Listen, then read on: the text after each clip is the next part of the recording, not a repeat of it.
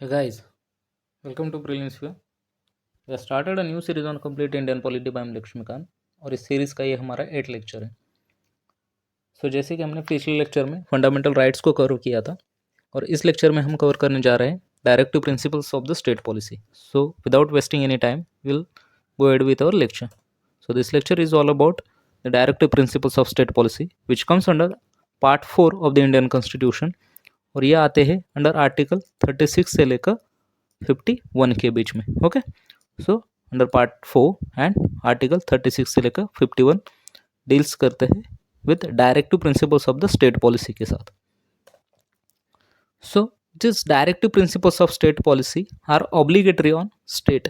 Okay, states की जो duties है जो सरकार को करनी चाहिए उनके लिए कुछ डायरेक्टिव्स दिए हैं under DPSP of the Indian constitution.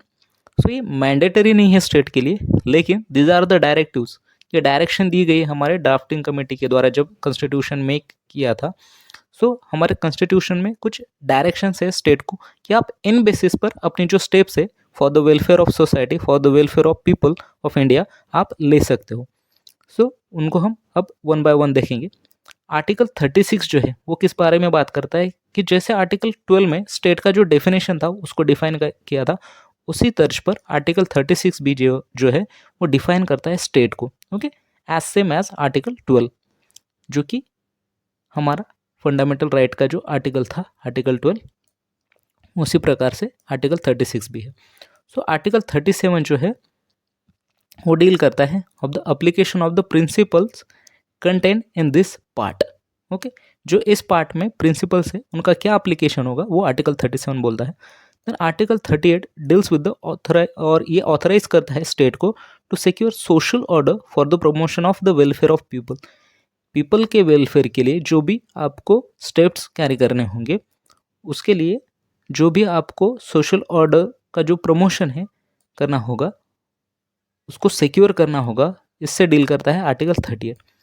इसको हम इलाबोरेटली आगे चलकर देखेंगे कि आर्टिकल 38 में और क्या क्या आता है. आर्टिकल 39 जो है वो जो सर्टन प्रिंसिपल्स है of the policies to be followed by the state, वो किस लिए है वो हम आगे चलकर देखेंगे. लेकिन ये याद रखिए कि आर्टिकल 39 जो है वो policies to be followed by the state के बारे में कि स्टेट क्या पॉलिसीज फॉलो करेगा. For example woman and child होगा, उनके लिए क्या पॉलिसीज होंगी. Okay, welfare of the people के लिए क्या पॉलिसीज होगी, उसके बारे में आर्टिकल 39. आर्टिकल 39A जो है वो equal justice and free legal add के बारे में बात करता है कि जो पुअर है ऑफ द पुअर सेक्शन है ऑफ द सोसाइटी, तो उनके लिए इक्वल जस्टिस हो, फ्री लीगल एड हो, उसके बारे में आर्टिकल 39A में दिया गया है. Article 40 is the important article over here. ये डील करता है ऑर्गेनाइजेशन ऑफ विलेज पंचायत्स के बारे में. इट्स अ गांधीयन आइडियोलॉजी कि विलेज पंचायत जो है उनका ऑर्गेनाइजेशन हो. ये डील करता है article 40 of the DPSP. Article 41 is about right to work, to education and to public assistance in certain cases. जैसे public assistance for old age हो गया, जो डिसेबल्ड हो गए उनके लिए जो पब्लिक असिस्टेंस है. Then right to work and education for all, ये आता है अंडर आर्टिकल 41. आर्टिकल 42 जो है वो है provision for just and human conditions of the work and maternity leaves. Maternity leaves and for the just and human condition, workable conditions हो जहाँ पर आप वर्क कर रहे हो, ये डील करता है आर्टिकल 42. इसके लिए प्रोविजंस जो है वो सरकार बनाएगी अंडर आर्टिकल 42. आर्टिकल 43 जो है वो बात करता है लिविंग वेजेस के बारे में, या फिर फॉर वर्कर्स के लिए मिनिमम वेज क्या होना चाहिए, उनके लिए लिविंग वेज क्या होना चाहिए, आर्टिकल 43 में बताया गया. आर्टिकल 43A जो है वो इन्हीं वर्कर्स का मैनेजमेंट में जो पार्टिसिपेशन है, participation of workers in management of industry, उसके बारे में बात करता है. आर्टिकल 43B ये पहले तो पार्ट नहीं था DPSP का, लेकिन बाद में इसको ऐड किया गया था. ये प्रमोशन ऑफ कोऑपरेटिव सोसाइटीज़ के बारे में बात करता है कि कोऑपरेटिव सोसाइटीज़ जो है हमारी, उनके प्रमोशन के लिए स्टेप्स सरकार ले. Then article 44 is an another important article of the Indian constitution और ये बहुत बार न्यूज़ में रहता है. It is about uniform civil code for the citizens. ये जो है एक लिबरल इंटेलेक्चुअल आइडिया है कि सभी सिटीजन्स के लिए एक यूनिफॉर्म सिविल कोड हो, एक समान नागरिक कायदा हो. Article 44 is the one of the most important article of the DPSP और कीप इन माइंड कि आर्टिकल 44 जो है ये यूसीसी के बारे में है। बहुत बच्चे जो है वो सवाल करते हैं कि सर क्या ये सभी के सभी आर्टिकल जो है इंडियन पॉलिटी के हमें याद रखने हैं? तो देखिए, जो फंडामेंटल राइट्स के हो गए, okay, for example fundamental rights के आर्टिकल हो गए, फंडामेंटल ड्यूटीज़ के हो गए, ओके, कि हमारे ड्यूटीज़ क्या है, ओके, फंडामेंटल ड्यूटीज़ उसके आर्टिकल हो गए।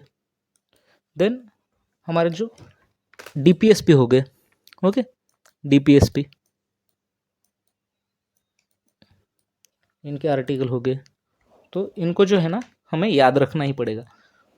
और बात बात पर मैं बताता करूँगा कि कौन से आर्टिकल इंपॉर्टेंट है। For example right to property जो है वो हमने रिमूव कर दिया आर्टिकल 31 से और उसको डाल दिया अभी 300A में एज अ लीगल राइट। तो ये जो है ना ये क्या रहेगा, फिर एक इम्पॉर्टेंट आर्टिकल बन गया ना। क्यों? क्योंकि इसको रिमूव भी किया है और अभी ये एक लीगल राइट है। सो इस प्रकार के जो भी आर्टिकल होते हैं, या फिर यूपीएससी हो गया, या कोई स्टेट कमीशन हो गया, नेशनल ह्यूमन राइट्स कमीशन हो गया, इनसे रिलेटेड जो आर्टिकल है कि किस आर्टिकल के अंतर्गत इनका गठन होता है, तो इन आर्टिकल्स को आपको याद रखना है। ओके, सो सभी तो नहीं करने हैं, लेकिन जो इंपॉर्टेंट आर्टिकल्स है वो करने हैं। अब directive principles of state policy के सभी आर्टिकल क्यों करने हैं? क्योंकि देखिए इनका 3 भागों में वर्गीकरण होता है। एक तो हो गया सोशलिस्टिक, एक हो गया गांधीयन और एक हो गया लिबरल इंटेलेक्चुअल एलाई। ओके, सो अगर आपको ये आर्टिकल किस बारे में है ये अगर पता चले तो आप इनका वर्गीकरण इन बेसिस पर कर पाओगे, राइट। क्योंकि गांधीयन आइडियोलॉजी से जो भी मिलते जुलते आर्टिकल हो गए, फॉर एग्जांपल 43B हो गया कि ये कोऑपरेटिव सोसाइटीज़ के बारे में, 43A जो है वो मैनेजमेंट के बारे में हो गया कि वर्कर का जो भी मैनेजमेंट में जो पार्टिसिपेशन है उसके बारे में, 43 में जो है वो लिविंग वेज ऑफ वर्कर्स के बारे में है, और इसी में कुटीर उद्योग के बारे में भी बताया गया है 43 में, कॉटेज इंडस्ट्रीज़ के बारे में। सो कॉटेज इंडस्ट्रीज़ और प्रमोशन ऑफ कोऑपरेटिव सोसाइटीज़ ये गांधीयन आ गया। अगर लिविंग वेज के बारे में बताया है, पार्टिसिपेशन ऑफ वर्कर्स के बारे में बताया गया है, तो ये सोशलिस्टिक आ गया। तो अगर आपको आर्टिकल के अंदर क्या दिया गया है ये अगर पता है, then and then only you can categorize them in this 3 categories, right. और अगर क्वेश्चन बनता है प्री में चाहे मेंस में हो, तो आप इन आर्टिकल्स के बेसिस पर आप इनका कैटेगराइजेशन जो है वो आइडेंटिफाई कर पाओगे कि कौन सा आर्टिकल सोशलिस्टिक है, कौन सा गांधीयन है, कौन सा लिबरल इंटेलेक्चुअल है। दूसरी बात, जैसे मैंने कहा कि जीएस मेंस में भी इसका आपको यूज़ होगा। क्यों? अगर फॉर एग्जांपल वर्कर्स की कंडीशन के बारे में अगर कोई क्वेश्चन है कि सरकार क्या स्टेप्स ले रही है और क्या वो एडिक्वेट है, तो इस बारे में क्या है कि आप डीपीएसपी के जो प्रिंसिपल्स है उनको डायरेक्टली कोट कर सकते हो आपके आंसर्स में। ओके, जैसे फॉर एग्जांपल आर्टिकल 39A जो है वो बात करता है कि इक्वल जस्टिस हो, फ्री लीगल एड हो। आर्टिकल 41 बात करता है कि राइट टू वर्क जो है ना वो अधिकार है, और ये अधिकार सरकार जो है वो इम्प्लीमेंट करने के लिए कुछ लॉज बनाएगी। सो इसके बारे में एक्सप्लिसिटली मेंशन है डीपीएसपी में। Then just and human conditions होनी चाहिए वर्क की, वर्किंग वुमेन्स के लिए मैटरनिटी लीव्स होनी चाहिए, ये भी हमारे डीपीएसपी का पार्ट है। सो इन आर्टिकल्स को आप डायरेक्टली कोट कर सकते हो आपके आंसर्स में। Okay, so in both ways you are getting benefited from this articles, अगर आप ये रिमेंबर करोगे तो। एक तो आपको जो है प्रीलिम्स जो है, चाहे वो स्टेट पीसीएस की हो, कोई एसएससी की प्रीलिम्स हो, एसएससी सीजीएल हो, चाहे यूपीसी की हो, उसमें आजकल क्या हो रहा है, डायरेक्टली आर्टिकल बेस्ड क्वेश्चन पूछ रहा है। ओके, तो आर्टिकल बेस्ड अगर क्वेश्चन है तो आप आर्टिकल नंबर अगर आपको याद होगा और आर्टिकल के अंतर क्या दिया है उससे रिलेटेड अगर आपको जानकारी होगी तो आप वहाँ पर क्वेश्चन को डायरेक्टली रिजॉल्व कर पाओगे। और जैसे मैंने कहा कि आप मेंस की जो आंसर राइटिंग है उसमें भी आप इन आर्टिकल्स को एज इट इज कोट कर पाओगे, और इससे जो है ना आपका आंसर भी एक अलग उठ के आएगा। ओके, सो एक यूनिक उसको एक फीचर मिल जाएगा आपके आंसर को।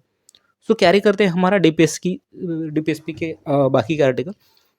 सो आर्टिकल 45 जो है वो किस बारे में बात करता है कि provision for early childhood care and education to children below age of 6 साल के पहले के जो भी बच्चे हैं उनके अर्ली चाइल्डहुड केयर के बारे में और एजुकेशन के बारे में जो है वो आर्टिकल 45 डील करता है। सो अगर आपको पता होगा कि हमारा फंडामेंटल राइट भी जो है right to education, okay, under 20A, okay, so right to education था, वो एक फंडामेंटल राइट भी था। उसको इम्प्लीमेंट करने के लिए सरकार ने 2002 में राइट टू एजुकेशन बनाया और 2009 में एक्ट बनाया राइट टू एजुकेशन एक्ट या फिर आरटी एक्ट, और उसके अंतर्गत इसको इम्प्लीमेंट कर दिया। सो आरटी में बताया गया है कि 6 to 14 जो बच्चे होंगे उनको फ्री एंड कंपलसरी एजुकेशन दिया जाना चाहिए bye the state. So it's a fundamental right. और 6 साल के जो नीचे के बच्चे हैं उनको early childhood care and educational facilities देनी है। सो एक स्टेट के ऊपर जिम्मेदारी दी है। तो ये डीपीएसपी के अंतर्गत क्यों डाला है? क्यों?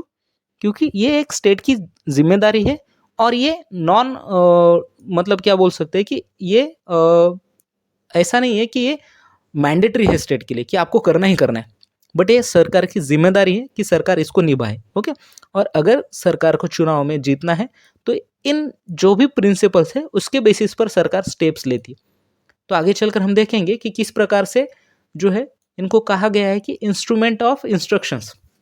ओके, कि ये एक इंस्ट्रक्शंस दी गई है सरकार को कि आप इनको अगर फॉलो करोगे तो ये आपके लिए बेनिफिटेड होगा।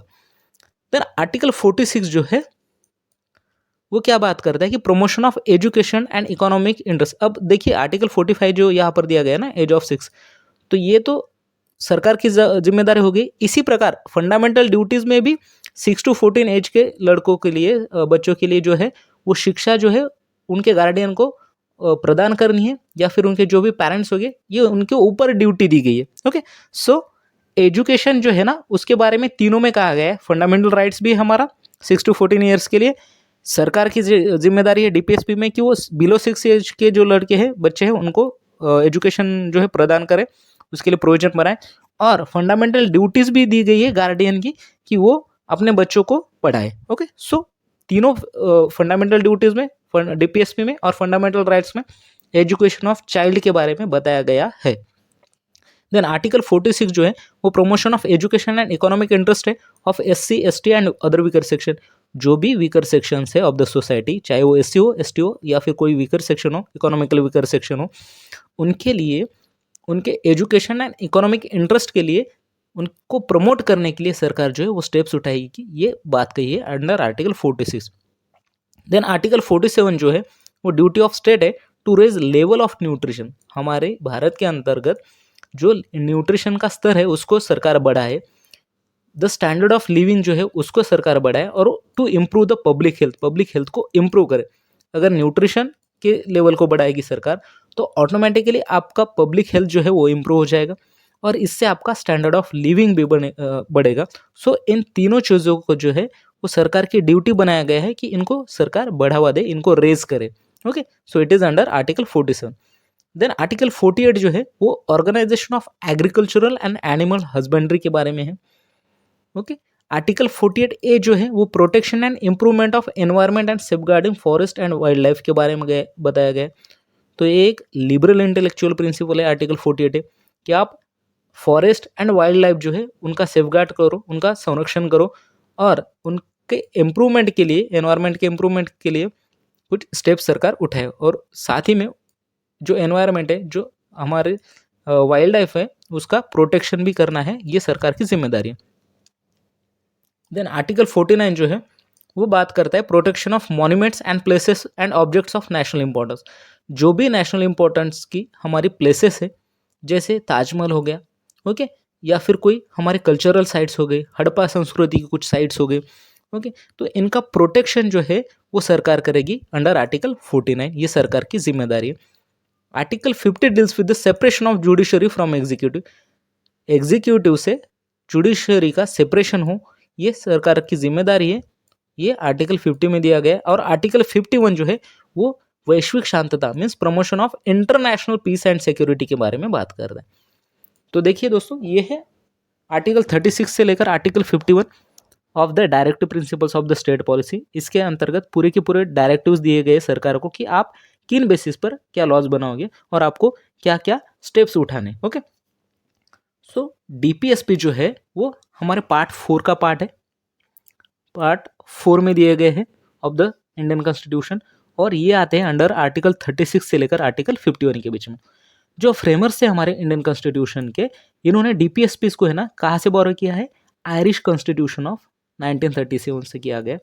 और जो आयरिश कॉन्स्टिट्यूशन है उसने स्पेनिश कॉन्स्टिट्यूशन से इसे बोरो किया गया। अब देखिए दोस्तों, मैंने जो एक्रोनियम बनाया था ना वो मैंने ऐसा बनाया था डायरेक्टिव्स, IR। ओके, सो डायरेक्टिव्स में DIRE आता है ना, सो IR मीन्स आयरिश। सो मैंने तो एक्रोनिम बनाया था कि डायरेक्टिव्स में IR मीन्स आयरिश कॉन्स्टिट्यूशन से हमने इनको बोरो किया था। तो आप आपके हिसाब से आप एक्रोनिम बना सकते हो ताकि आपको याद रहे लॉन्गर टाइम के लिए, ओके। और अगर आप खुद के हिसाब से कुछ एक्रोनिम बनाते हो ना तो आप कभी नहीं भूलोगे, ओके। फॉर एग्जांपल अगर मुझे कभी भी उठ के पूछा जाए ना कि डायरेक्टिव प्रिंसिपल्स कहाँ से लिए गए, तो मैं डायरेक्टली बता दूंगा कि directive principles are taken from Irish constitution of the in the Indian constitution, और डायरेक्टिव प्रिंसिपल्स आयरिश कॉन्स्टिट्यूशन ने स्पेन से लिए है, okay.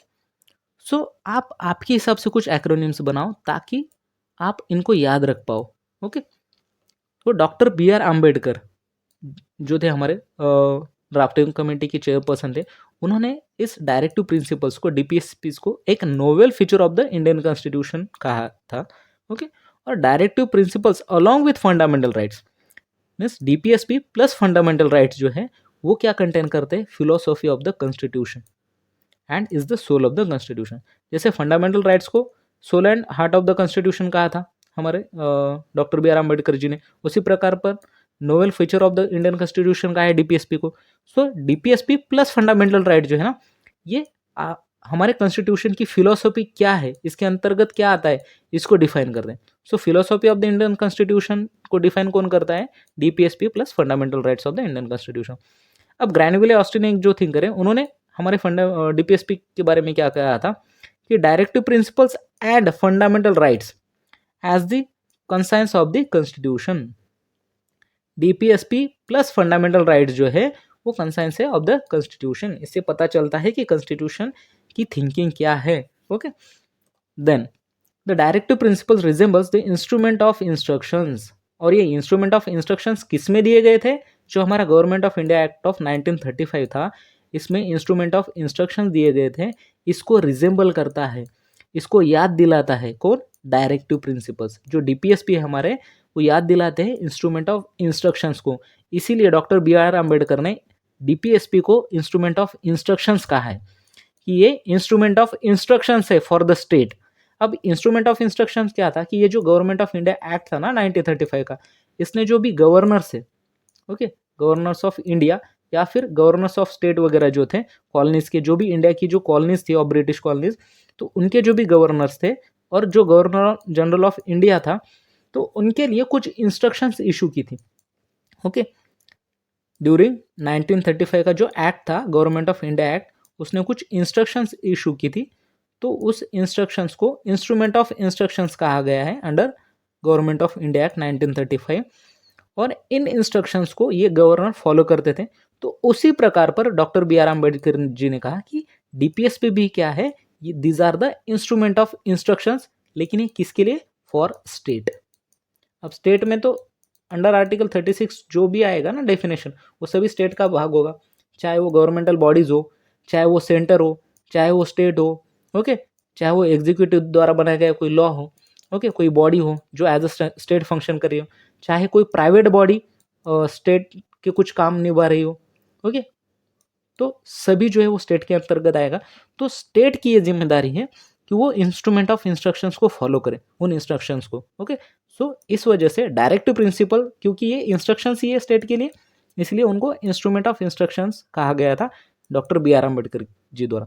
So in other words, doctor BR Ambedkar, the directive principles are like the instrument of instruction which were issued to the Governor General and governors of the colonies of India in Government of India Act 1935। Doctor BR Ambedkar ने इनकी तुलना, DPSP की तुलना instrument of instructions के साथ की है। Then the constitution does not contain any classification of directive principles. Constitutions में देखिए ये डायरेक्टिव प्रिंसिपल्स जो है उनको कैटेगराइज नहीं किया गया है, लेकिन on the basis of their content, उनकी जो आइडियोलॉजी है, उसका जो कंटेंट है, उनकी जो डायरेक्शंस है, उनके बेसिस पर इनको 3 कैटेगरीज में, ब्रॉड कैटेगरीज में क्लासिफाई किया जा सकता है, okay. They might be classified on the basis of their content and direction, but they are not classified in the constitution. Constitution में इनका क्लासिफिकेशन नहीं किया गया है, लेकिन उनकी आइडियोलॉजी, उनके कंटेंट और उनके डायरेक्शन के बेसिस पर उनको 3 ब्रॉड कैटेगरीज में क्लासिफाई किया जा सकता है। और वो कैटेगरी क्या है, socialistic, Gandhian and liberal intellectual, okay, ESG आए, socialistic, Gandhian and liberal intellectual ally, okay, SGL। सो ये SGL जो कैटेगरी है, socialistic, Gandhian and liberal intellectual, इनको हमने कैटेगराइज किया है DPSPs को इन बेसिस पर, इन तीनों कैटेगरीज में, लेकिन कॉन्स्टिट्यूशन ने कहीं पर भी इनको क्लासीफाई नहीं किया है, ओके। सो ये बात ध्यान में रखिए कि कॉन्स्टिट्यूशन ने इनको क्लासीफाई नहीं किया, हमने इनको ब्रॉड कैटेगरीज में बांटा है। और जो हमारे सर BN राव थे, कॉन्स्टिट्यूशनल एडवाइजर जो थे हमारे कॉन्स्टिट्यूएंट असेंबली के, ये इन्होंने क्या कहा था कि जो राइट्स है हमारी, राइट्स, उनको दो प्रकार से आप बांट लो, एक तो जस्टिशिएबल हो इन नेचर और एक होनी चाहिए नॉन जस्टिशिएबल। अब justiciable non justiciable, I think आपको डिफरेंस तो पता होगा कि जैसे फंडामेंटल राइट्स होते, ओके, ये जस्टिशिएबल इन नेचर है, राइट। क्यों? क्योंकि आप इनके बेसिस पर, इनके वायलेशन के बेसिस पर directly high court under article 32 और under article 226, supreme court under article 32 and high court under article 226 जा सकते हो, राइट। तो ये जस्टिशिएबल है, इनको एनफोर्स किया जा सकता है सुप्रीम कोर्ट द्वारा, लेकिन उसी प्रकार पर, उसी तर्ज पर DPSP जो है ना, ये नॉन जस्टिशिएबल है। मतलब अगर इनको सरकार फॉलो नहीं करती है इन DPSPs के आर्टिकल्स को, तो आप हाई कोर्ट या सुप्रीम कोर्ट में नहीं जा सकते हो, ओके, कि आप इनको एनफोर्स करो कि सरकार इनको नहीं मान रही है, सरकार इनके लोगों ऊपर कानून नहीं बना रही है, तो आप ऐसा नहीं कह सकते हो DPSPs के लिए, ओके। तो जो BN राव थे, उन्होंने कहा था कि आप राइट्स जो है वो दो प्रकार के राइट्स दो, एक तो कुछ जस्टिशिएबल होने चाहिए, मतलब वो कंपलसरी होने चाहिए, और कुछ नॉन जस्टिशिएबल होने चाहिए, वो सरकार पे छोड़ दो कि चाहे तो सरकार उसके ऊपर कानून बनाए या ना बनाए। So sir BN Rao, the constitutional adviser to the constituent assembly, उन्होंने रिकमेंड किया था that the right of an individual should be divided into two categories, दो कैटेगरीज में राइट ऑफ इंडिविजुअल को बांटना चाहिए, और वो दो कैटेगरी कौन सी होनी चाहिए, justiciable and non justiciable, which was accepted by the drafting committee. तो इसको एक्सेप्ट किया था ड्राफ्टिंग कमेटी, और उसी की तर्ज पर ड्राफ्टिंग कमेटी ने फंडामेंटल राइट्स और DPSPs को इंक्लूड किया था हमारे कॉन्स्टिट्यूशन के अंतर्गत, ओके। सो अगर किसी ने पूछा है, किसी एग्जाम में पूछा जाए कि राइट्स को दो कैटेगरीज में डिवाइड करना है, ये किसकी रिकमेंडेशन थी, तो this was the recommendation of sir BN Rao, who was a constitutional adviser of constituent assembly, और इसको एक्सेप्ट भी किया था ड्राफ्टिंग कमेटी ने, ओके। देन जैसे मैंने कहा था कि डायरेक्टिव प्रिंसिपल्स जो है वो 36 से लेकर आर्टिकल 51 के बीच में है, और पार्ट 4 ऑफ द कॉन्स्टिट्यूशन में आते हैं, और इसे हमने आयरिश कॉन्स्टिट्यूशन से बोरो किया था 1937 में। इनका 3 भागों में वर्गीकरण किया जाता है, और ये 3 कैटेगरीज कौन सी है, socialistic principles, Gandhian principles and liberal intellectual principle. तो आज हम देखेंगे सोशलिस्टिक प्रिंसिपल्स क्या है, देन गांधीयन प्रिंसिपल क्या है, और जो बचा हुआ पार्ट होगा लिबरल इंटेलेक्चुअल्स का, प्लस कुछ डायरेक्टिव प्रिंसिपल्स अदर, उनको हम अगले लेक्चर में कवर करेंगे, okay. So first of all देखते हैं कि सोशलिस्टिक प्रिंसिपल क्या है। जैसे आर्टिकल 38, 39, 39A, 41, 42, 43, 43A एंड 47 का जो भी फर्स्ट पार्ट है। सो देखिए दोस्तों, अगर मैं ये डायरेक्टली आर्टिकल आपसे पूछूं, जैसे एग्जाम में भी सेम इसी प्रकार से आएगा, आर्टिकल दिए जाएंगे और ये किस मतलब किस सोशलिस्टिक प्रिंसिपल में आते हैं, कैटेगरी में, या गांधीयन या लिबरल इंटेलेक्चुअल, आप बताओ। लेकिन अगर आपको इन आर्टिकल के अंदर क्या दिया है यही पता नहीं होगा, तो क्या आप इनके कैटेगराइजेशन कर पाओगे? मेयरली रट्टा मारने से कुछ नहीं होगा, ओके। डायरेक्टली आप आर्टिकल ये रट्टा अगर मार दोगे कि इतने आर्टिकल सोशलिस्ट में आते हैं, गांधीयन में आते हैं, इतने आर्टिकल इंटेलेक्चुअल में आते हैं, तो मैं ये बताता हूँ कि देखिए यहाँ पर 47 आपको यहाँ पर भी मिलेगा सोशलिस्ट में, 47 आपको यहाँ पर भी मिलेगा, यहाँ पर आपको 43 मिलेगा, यहाँ पर आपको 43 प्लस 43B मिलेगा। तो अगर आपको यही पता नहीं है कि 43 के अंतर्गत क्या है, 43B के अंतर्गत क्या है, जैसे 43 जो है वो डील करता है हमारे कॉटेज इंडस्ट्रीज के बारे में, 43B जो है वो डील करता है हमारे कोऑपरेटिव सोसाइटीज़ के बारे में, 40 जो है वो हमारे पंचायती राज के गठन के बारे में बोलता है, 44 जो है यहाँ पर यूनिफॉर्म सिविल कोड के बारे में है। अगर ये आपको पता ही नहीं है तो आप इनका कैटेगराइजेशन नहीं कर पाओगे, और इसीलिए इम्पॉर्टेंट है कि आप जो है वो आर्टिकल को याद करो, किस आर्टिकल में क्या दिया गया है, राइट। तो आपको पता चल जाए कि आपको आर्टिकल्स क्यों याद करने हैं और कौन से आर्टिकल्स याद कर रहे हैं, जो इम्पोर्टेंट है, जिनके बेसिस पर क्वेश्चन बनते आ रहे हैं और यूपीएससी पूछती जा रही है, उनका पैटर्न चेंज हो रहा है, वो डायरेक्टली पहले आर्टिकल ज़्यादा पूछते नहीं थे, लेकिन आप पूछ रही है, ठीक है। सो आपको कुछ इंपॉर्टेंट आर्टिकल्स को याद रखना होगा। सो देखिए सोशलिस्टिक प्रिंसिपल क्या है वो हम देखेंगे। सोशलिज्म आपको पता है 2 प्रकार का होता है, एक निगेटिव सोशलिज्म और एक पॉजिटिव सोशलिज्म होता है। वेस्टर्न जो सोशलिज्म है वो निगेटिव प्रकार का है। निगेटिव मतलब क्या होता है कि स्टेट और जो वहाँ का रिलीजन होगा, इनमें कंप्लीट क्या होगा, सेपरेशन होगा। स्टेट अलग रहता है और रिलीजन अलग होगा। लेकिन वहीं पर हमारा पॉजिटिव सोशलिज्म का आइडियोलॉजी क्या बोलता है कि स्टेट एंड रिलीजन प्लस, ये हाथों में हाथ लेकर चलेगी। Okay, state and religion, state क्या करेगा, रिलीजन की प्रमोशन के लिए, उनके इंटरेस्ट के लिए काम करेगा, और एक स्पेशल रिलीजन को प्रमोट नहीं करेगा, सभी रिलीजन को इक्वली ट्रीट करेगा, ठीक है, इक्वल अपॉर्चुनिटीज देगा, सभी रिलीजन के लोगों के लिए कानून बनाएगा, सभी का जो है वो साथ में विकास हो इसके लिए काम करेगा। सो इंडियन सोशलिज्म जो है it is a positive socialism, okay, positive, while western socialism is negative socialism, वो जहाँ पर स्टेट और रिलीजन के बीच में सेपरेशन होता है, स्ट्रिक्ट सेपरेशन होता है।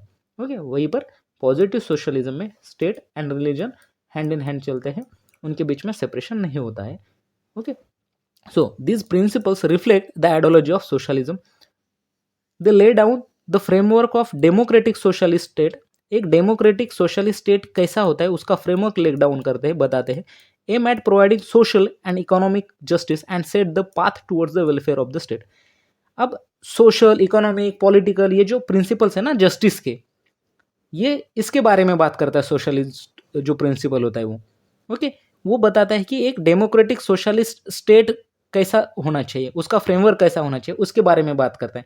तो जो भी आइडियाज स्टेट से रिलेटेड आएंगे, रिलीजन से रिलेटेड आएंगे, ओके, जो इनके इक्वल जस्टिस के बारे में बात करेंगे, ओके, उनके सोशल, इकोनॉमिक और पॉलिटिकल स्पीयर के बारे में बात करेंगे, डेमोक्रेटिक सोशलिज्म के बारे में बात करेंगे, वो सभी सोशलिस्टिक प्रिंसिपल्स होंगे। ओके, तो ये डायरेक्ट क्या करते हैं सोशलिस्ट प्रिंसिपल स्टेट को ये आदेश क्या देते हैं कि आप प्रमोट करो वेलफेयर ऑफ द पीपल, जो लोगों का वेलफेयर है उसको आप प्रमोट करो बाय सिक्योरिंग। अब क्या सिक्योर करके आप प्रमोशन करोगे लोगों का, तो social order and permeated by justice, ठीक है। तो सोशल ऑर्डर भी आप कैसे सिक्योर करोगे, तो आप जस्टिस देकर, किस स्पेयर में, social, economic and political sphere में आप जस्टिस दो।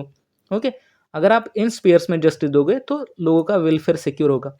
Then to and to minimise inequalities, आप सेव तो दो, social, economic and political justice तो दो, लेकिन उसी के साथ आप इनइक्वालिटीज कम करो इनकम की। ओके, ऐसा नहीं होना चाहिए कि किसी एक सेक्शन ऑफ द सोसाइटी के पास बहुत सारा इनकम है और एक सेक्शन पूरा का पूरा गरीब है। तो ये जो इनइक्वालिटीज है इनको आप रिमूव करो, मिनिमाइज करो, एंड फैसिलिटीज दो, अपॉर्चुनिटीज दो स्टेटस की। ओके, स्टेटस के लिए अपॉर्चुनिटीज प्रदान करो, फैसिलिटीज प्रदान करो, ताकि ये इनइक्वालिटीज कम हो जाए। तो ये सभी जो है वो आर्टिकल 38 में आता है। तो ये एक सोशलिस्टिक प्रिंसिपल है आर्टिकल 38। क्यों? क्योंकि इसमें सोशलिज्म के बारे में बात की गई है, social and economic and political rights के बारे में बात की गई है, जस्टिस के बारे में बात की गई है, ऑफ पीपल, और पीपल के वेलफेयर के बारे में बात की है। So article 38 deals with the welfare of the people, और किस तर्ज पर किया जाएगा, उनको जस्टिस देकर, इनक्वालिटीज कम करके, इस प्रकार से। देन आर्टिकल 39 जो है ना, देखिए आर्टिकल 39 में 3-4 प्रावधान है दोस्तों। आर्टिकल 39 क्या बोलता है, 2 चीज़ें तो आप याद ही रखिए। पहली बात तो कि जो आपके पास रिसोर्सेस है, ओके, सपोज मेरे पास ये रिसोर्स है, तो इनका सेम इक्वल वर्गीकरण हो, ओके, इक्वल बंटवारा हो इन रिसोर्सेज का, मटेरियल रिसोर्सेज जितने भी होंगे उनका इक्वल बंटवारा हो। और दूसरी बात कि सपोज ए है, बी है और सी है, इनमें आपने एक समान रिसोर्सेज को बांट दिया, लेकिन उसी के साथ ए के पास जो है वो कॉन्सेंट्रेशन ऑफ वेल्थ ना हो, किसी एक के पास कॉन्सेंट्रेशन ऑफ वेल्थ ना हो, ये भी प्रावधान आर्टिकल 39 के अंतर्गत आता है। सो पहला प्रावधान है कि मटेरियल रिसोर्सेज को आप इक्वली एलोकेट करो, और दूसरा प्रावधान है कि आप ये प्रोहिबिट करो कि मटेरियल का, रिसोर्सेज का या फिर वेल्थ का किसी के पास क्या है, एक्विजिशन ना हो। ओके, सो फर्स्ट प्रावधान है कि सरकार को क्या सिक्योर करना है, the right to adequate means of livelihood for all citizen. पहली बात तो ये कि सभी के लिए एक एडिक्वेट मीन्स ऑफ लिवलीहुड होना चाहिए, उनको जीने का एक माध्यम होना चाहिए कम से कम, कि भाई इतना माध्यम हो, इतना आपके पास वर्क करने के लिए आपको माध्यम हो कि आपका लिवलीहुड अच्छे से हो जाए, आपका गुजरा अच्छे से हो जाए। Then most important is equitable distribution of material resources. जैसे मैंने कहा कि मटेरियल रिसोर्सेज जो है हमारे कंट्री के अंतर्गत, उन सभी का इक्विटेबल डिस्ट्रीब्यूशन हो। एक सोसाइटी को, एक सेक्शन ऑफ सोसाइटी को आपने बहुत सारे रिसोर्सेज दे दिए और दूसरे को आपने पूरे अंधेरे में रख दिया, ऐसा नहीं होना चाहिए। So equitable distribution of material resources of community for the common good, ये होना चाहिए। देन इक्विटेबल डिस्ट्रीब्यूशन के साथ साथ ही prevention of concentration of wealth होना चाहिए एंड मीन्स ऑफ प्रोडक्शन। जो मीन्स ऑफ प्रोडक्शन है एंड वेल्थ है, इसका कॉन्सेंट्रेशन ना हो, इसको प्रिवेंट करना सरकार की जिम्मेदारी है। Than equal pay for equal work for main and women. अब सोशलिस्टिक प्रिंसिपल तो ये भी है कि अगर कोई बंदा और बंदी, एक मैन एंड एक वुमेन काम कर रहे हैं, सेम प्रकार का काम है, तो उनके लिए इक्वल पे भी होना चाहिए। Okay, so equal pay for equal work. अब देखिए दोस्तों, अगर आर्टिकल 39 ही अगर आप याद करोगे ना, तो आपका कितना अच्छा एक मेंस का आंसर राइटिंग प्रैक्टिस हो जाएगा। देखिए, अगर आपको मेन एंड वुमेन के बारे में बताना है, अगर आपको equitable distribution of material resources के बारे में बताना है, इनइक्वालिटीज को दूर करने के लिए कॉन्सेंट्रेशन ऑफ वेल्थ के बारे में बताना है, okay, adequate means of livelihood के बारे में बताना है, तो आप सभी में आर्टिकल 39 को कोट कर सकते हो, right. Then article 39 also deals with the preservation of the health and strength of the workers. जो स्ट्रेंथ एंड हेल्थ है वर्कर्स की, उसका प्रिजर्वेशन हो। चिल्ड्रन जो है अगेंस्ट फोर्सिबल अब्यूज, उनका फोर्सिबल अब्यूज ना हो, इसलिए प्रिजर्वेशन करना है। सो इन सभी के बारे में आर्टिकल 39 डील करता है। Then the most important is opportunities for healthy development of children. जो चिल्ड्रन है उनका हेल्दी डेवलपमेंट हो, इसके लिए भी सरकार जो है वो अपॉर्चुनिटीज प्रदान करेंगे। सो these are the socialistic principle, okay, of the Indian Constitution of the DPSP. Then article 39 तो हमने देखा। तो आर्टिकल 39A में क्या आता है कि जो poor section of the society है, उनके लिए फ्री लीगल एड होना चाहिए to the poor. Then to promote the equal justice, equal justice होना चाहिए, सभी के लिए समान कायदा होना चाहिए, सभी को समान जस्टिस मिलना चाहिए, एंड सभी को, जो भी पुअर सेक्शन है, उनको फ्री लीगल एड मिलनी चाहिए, आर्टिकल 39A में बताया। देन आर्टिकल 41 जो एक सोशलिस्टिक या सेकुलर हमारा ये सोशलिस्टिक प्रिंसिपल है ऑफ द DPSP, वो क्या बात करता है कि to secure the right to work, हर एक बंदे को काम करने का अधिकार होना चाहिए, राइट टू वर्क, उसी के साथ साथ right to education and to public assistance in cases. अब पब्लिक असिस्टेंस किस बारे में, अनएम्प्लॉयमेंट अगर हो, ओल्ड एज अगर हो, सिकनेस हो, कोई डिसेबलमेंट हो, तो उस केस में पब्लिक असिस्टेंस मिलना चाहिए, राइट टू वर्क होना चाहिए, राइट टू एजुकेशन होना चाहिए, ये अंडर आर्टिकल 41 बताता है DPSP का। Then article 42 deals with the to make provision for just and human conditions of work and maternity relief. ठीक है, अगर आप कहीं पर काम कर रहे हो तो वहाँ पर ऐसी कंडीशन होनी चाहिए कि एटलीस्ट काम किया जाना चाहिए, राइट। आप एक वर्केबल एनवायरनमेंट बनाओ, ओके, वहाँ पर कोई पॉइजनस वगैरह एनवायरनमेंट ना हो, ताकि वहाँ पर मतलब लोग काम कर सके। So just and human conditions of work, conditions कैसी होनी चाहिए, उसके बारे में आर्टिकल 42 में दिया गया है। एंड उसी के साथ साथ अगर औरतें वहाँ पर काम कर रही है, वुमेन्स वहाँ पर काम कर रही है, तो उनके लिए मैटरनिटी रिलीफ भी होना चाहिए, इसके बारे में आर्टिकल 42 में बताया गया है। And it is a socialistic principles of the DPSP। To secure a living wage, at least एक लिविंग वेज को सिक्योर करना चाहिए, एक डिसेंट स्टैंडर्ड ऑफ लाइफ होना चाहिए, and social and cultural opportunities होनी चाहिए फॉर ऑल वर्कर्स, ये दिया गया आर्टिकल 43 में। So article 43 deals with the securing a living wage, at least एक लिविंग वेज हो, अगर लिविंग एज होगा तो एक डिसेंट स्टैंडर्ड ऑफ लाइफ भी होगा, राइट। और अगर डिसेंट स्टैंडर्ड ऑफ लाइफ है तो सोशल और कल्चरल अपॉर्चुनिटीज जो है वो प्रदान की जानी चाहिए सभी वर्कर्स को स्टेट द्वारा, ये आर्टिकल 43 में डील करता है। सो आर्टिकल 43 एक सोशलिस्टिक प्रिंसिपल भी है, उसी के साथ साथ एक गांधीयन प्रिंसिपल भी है। अब आर्टिकल 43 में तो ये दिया गया, तो आर्टिकल 43A किस बारे में बात करता है। जैसे हमने देखा कि यहाँ पर वर्कर्स के लिविंग वेज के बारे में बात की है, तो उन्हीं वर्कर्स का जो पार्टिसिपेशन है of the workers in the management of the industry, उसके बारे में आर्टिकल 43 ये बात करता है, ओके, कि सरकार ये स्टेप्स लेगी कि जो पार्टिसिपेशन है वो सिक्योर करेगी of the workers in the management of the industries. It deals with article 43। Then to raise the level of nutrition, अब सबसे इंपॉर्टेंट आर्टिकल जो 47 है कि जो भूखमरी हमारे इंडिया में हो है वो ना हो, उसके लिए सरकार क्या करेगी कि लेवल ऑफ न्यूट्रिशन को राइज करेगी, इसको बढ़ाएगी, इसको रेज करेगी लेवल ऑफ न्यूट्रिशन को। अगर लेवल ऑफ न्यूट्रिशन बढ़ाएगी तो पब्लिक हेल्थ इंप्रूव हो जाएगी, right. Then to raise the level of nutrition to improve the public health, और उसी के साथ साथ स्टैंडर्ड ऑफ लिविंग बढ़ाएगी ऑफ पीपल, ओके। अगर ये दो चीज़ें हो गई ना, कि लेवल ऑफ न्यूट्रिशन बढ़ा दी सरकार ने, उसी के साथ साथ इम्प्रूव कर दिया पब्लिक हेल्थ, तो ऑटोमेटिकली ये जो थर्ड है स्टैंडर्ड ऑफ लिविंग, ये बढ़ जाएगा। सो इन तीनों चीज़ों को बढ़ाने का जो है दायित्व जो है वो सरकार के पास है under article 47 of the DPSP. सो पता चल गया कि सोशलिस्टिक कौन से थे, ओके। अभी हम देखेंगे गांधीयन प्रिंसिपल कौन से। तो गांधीयन प्रिंसिपल में आर्टिकल 40 है, मैंने बताया पंचायती राज के बारे में। आर्टिकल 43 है, आर्टिकल 43 भी है, ये कॉटेज इंडस्ट्रीज ये आ जाएगा। कोऑपरेटिव सोसाइटीज़ के बारे में आर्टिकल 46 है, आर्टिकल 47 है, आर्टिकल 48 है। सो इन सभी को हम देखेंगे। एनिमल हस्बेंड्री वगैरह के बारे में बात कर रहे थे, उसी प्रकार से जो काउ स्लॉटरिंग वगैरह है उसके बारे में बात करते हैं। आर्टिकल 48 भी देखेंगे हम। सो गांधीयन प्रिंसिपल्स क्या है, ये सभी जो प्रिंसिपल्स है वो गांधीयन आइडियोलॉजी पर बेस्ड है। गांधी जी की जो आइडियोलॉजी थी उनके ऊपर, उनके बेसिस पर जो भी प्रिंसिपल बेस्ड है उनको हम गांधीयन प्रिंसिपल्स बोलते हैं। They represent the programme of reconstruction, पुनर्गठन जो है इंडिया का, उसका जो प्रोग्राम है उसको रिप्रेजेंट करते हैं, जो कि इनंसिएटेड किया था गांधी जी ने during the national movement. National movement Bharat ने भारत के पुनर्निर्माण के बारे में जो बात की थी उसको रिप्रेजेंट करती है ये Gandhi ideology of the DPSP, okay. So in order to fulfil the dreams of Gandhi ji, Gandhi ji की जो विचार थे, जो उनकी ड्रीम्स थी, उनको फुलफिल करने के लिए सम ऑफ हिज आइडियाज, कुछ जो आइडियाज थी गांधी जी की उनको इंक्लूड किया गया था एज अ डीपीएसपी, ओके। जो भी हमारे directive principles of state policy है उनमें इनको इंक्लूड किया था, ताकि जो गांधी जी के विचार थे, जो गांधी जी के ख्वाब थे, उनको फुलफिल किया जाए। तो दे रिक्वायर द स्टेट, अब स्टेट से उन आइडियाज को फुलफिल करने के लिए क्या रिक्वायरमेंट है कि स्टेट क्या करे, ये ऑर्गेनाइज करे विलेज पंचायत्स को। गांधी जी विलेज के बारे में ज़्यादा बात करते हैं कि गांव की तरफ चलो वगैरह। सो ये जिम्मेदारी है सरकार की कि वो ऑर्गेनाइज करे विलेज पंचायत्स को और एंडो देम, और उनको क्या दे, endow them with necessary powers and authorities to enable them to function as unit of self government. वो सेल्फ गवर्नमेंट की तरह काम करे, स्वायत्तता उनको मिले, इसके लिए सरकार ने उनका गठन करना चाहिए, और उसी के साथ साथ उनको पावर प्लस अथॉरिटीज देनी चाहिए, ओके। पी एंड ए, अगर सरकार विलेज पंचायत का गठन करती है तो अगर उन्हें पावर एंड अथॉरिटीज देती है तभी वो क्या कर पाएगी, एक सेल्फ गवर्नमेंट की तरह काम कर पाएगी, राइट। अगर सिर्फ गठन करेगी और उनको पावर ही नहीं देगी, ना ही कोई अथॉरिटीज देगी, तो सेल्फ गवर्नमेंट की तरह काम नहीं कर पाएगी।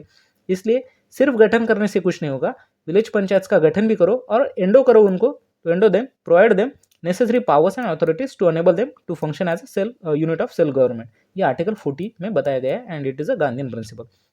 देन आर्टिकल 43 किस बारे में बात करता है, कॉटेज इंडस्ट्रीज। जैसे मैंने बताया कि कुटीर उद्योग जो है, कॉटेज इंडस्ट्री जो है, उनको आप प्रमोशन करेगी सरकार to promote cottage industries on an individual और cooperation basis in rural areas. जो रूरल एरियाज है, जो ग्रामीण भाग है हमारे, वहाँ पर जो है कॉटेज इंडस्ट्रीज को प्रमोट करना है इंडिविजुअल और कॉपरेशन बेसिस पर, ये आर्टिकल 43 बताता है। So it's a Gandhian principle. उसी तर्ज पर आर्टिकल 43 भी, जो लेटर बाद में इंक्लूड किया गया था डीपीएसपी का पार्ट में। सो आर्टिकल 43 भी किसके बारे में डील करता है कि जो कोऑपरेटिव सोसाइटीज है उनके फॉर्मेशन के बारे में बात करता है, उनके प्रमोशन के बारे में।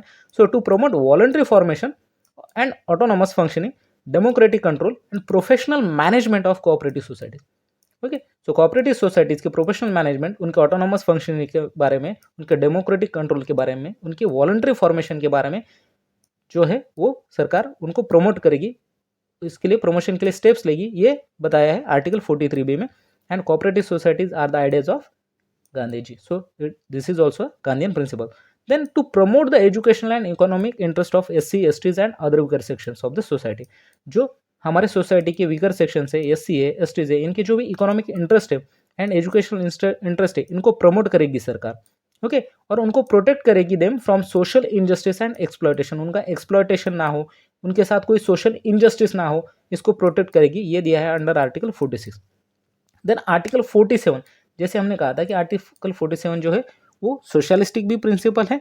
क्यों? क्योंकि आर्टिकल 47 में क्या कहा गया था कि जो इम्प्रूवमेंट ऑफ हेल्थ है, public health, minimum level of nutrition, standard of living जो है पीपल का, उसके बारे में बात की गई थी। ये फर्स्ट पार्ट था। सेकंड पार्ट में क्या कहा गया था आर्टिकल 47 के, कि जो इंटॉक्सिकेंट्स है, ड्रिंक्स है, ड्रग्स है, जो इंजरियस टू हेल्थ है, उसको प्रोहिबिट करेगी, उसके कंजप्शन को सरकार।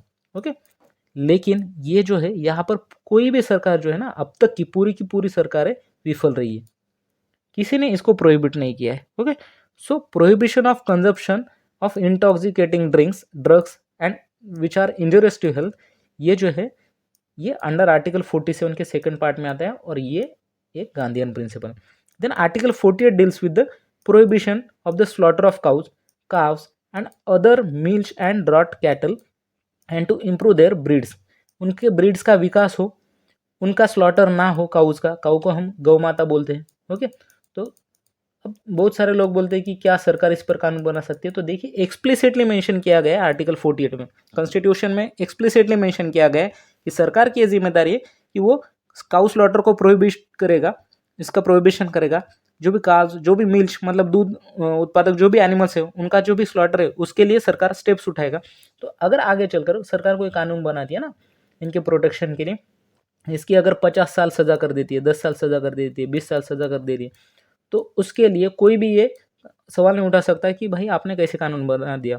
क्यों? क्योंकि ये सरकार की जिम्मेदारी है, इसको डीपीएसपी में बताया गया है as a Gandhian principle under article 40। So सरकार डेफिनेटली इसके ऊपर कानून बना सकती है। देन अब देखिए हमने बात कर ली सोशलिस्ट एंड गांधीयन प्रिंसिपल के बारे में, तो आने वाला जो लेक्चर होगा उसमें हम लिबरल इंटेलेक्चुअल प्रिंसिपल के बारे में बात करेंगे कि उसके अंतर्गत कौन से आर्टिकल आते हैं। सो देखिए फ्रेंड्स, अगर आपको ये आर्टिकल अगर थोड़े डिफिकल्ट लगते हैं ना याद करने के लिए, तो आप थोड़ा सा जो है ना स्टोरी टेलिंग के फॉर्म में याद कीजिए या कंपेरेटिव एनालिसिस कीजिए कि जैसे मैंने कहा कि 47 जो आर्टिकल है ना वो दोनों में आता है, सोशलिस्ट और गांधीयन भी आता है। ओके, तो जो आर्टिकल सोशलिस्ट में भी आते हैं, गांधीयन में भी आते हैं, जैसे 47 हो गया, 43 हो गया, ओके, यहाँ पर भी आता है, यहाँ पर भी 43 आता है। तो आप ये याद रखिए कि गांधीयन में क्या प्रावधान आता है 43 का, गांधीयन में 47 का क्या प्रावधान आता है, यहाँ पर क्या प्रावधान आता है। जैसे 43 जो है, ओके, यहाँ पर कॉटेज इंडस्ट्री के बारे में बात किया गया है गांधीयन में। 47 में क्या बात किया गया है कि जो ड्रग्स है उसका कंजम्पशन ना हो, ओके, इसके बारे में बात की गई। वहाँ पर 47 में जो न्यूट्रिशन है, ओके, उसको बढ़ाने की बात की गई है, न्यूट्रिशन स्टैंडर्ड ऑफ लिविंग के बारे में बात की गई है, पब्लिक हेल्थ के बारे में बात की गई, तो सोशलिस्ट हो गया। ओके, 43 में यहाँ पर क्या बात की गई है कि कॉटेज इंडस्ट्री हो गया, देन कोऑपरेटिव सोसाइटीज़ हो गया। लेकिन वहीं पर अगर सोशलिस्ट में देखा गया तो जो अपॉर्चुनिटीज़ है, ओके, वर्कर्स के लिए वो देनी चाहिए, कल्चरल एंड सोशल अपॉर्चुनिटीज, उनका लिविंग जो है वो बढ़ाना चाहिए, सिक्योर करना चाहिए, डिसेंट स्टैंडर्ड ऑफ लाइफ होना चाहिए। ओके, देन 43A में क्या कहा गया है कि इन्हीं का मैनेजमेंट में पार्टिसिपेशन हो। तो इस प्रकार से अगर आप याद करोगे ना कि वहाँ पर सोशलिस्ट जो है उसमें 43 और 43A बताया है, गांधीयन में 43 और 43B बताया गया है। ओके, और उसके अंतर्गत क्या है कि 43 में कॉटेज इंडस्ट्रीज, 43 में कोऑपरेटिव सोसाइटी, यहाँ पर वर्कर्स के लिए 43 और 43A वर्कर्स का पार्टिसिपेशन ऑफ मैनेजमेंट में है। तो इस प्रकार से अगर आप याद करोगे ना तो याद रह जाएगा, तो आपको रट्टा मारने की ज़रूरत नहीं पड़ेगी। कंपैरेटिवली स्टडी करो अच्छे से और तभी आपको आर्टिकल्स जो है याद करने में आसानी होगी। ओके, सो अगर आपको मेरा लेक्चर अच्छा लग रहा है तो आप चैनल को सब्सक्राइब कर सकते हो, आप लाइक कर सकते हो और शेयर भी कर सकते हो। अगर अच्छा ना लगे, कुछ इम्प्रूवमेंट की चीज़ें हैं तो आप कमेंट सेक्शन में लिख सकते हो। ओके, सो मिलेंगे अगले लेक्चर में, तब तक के लिए धन्यवाद, थैंक्स अ लॉट।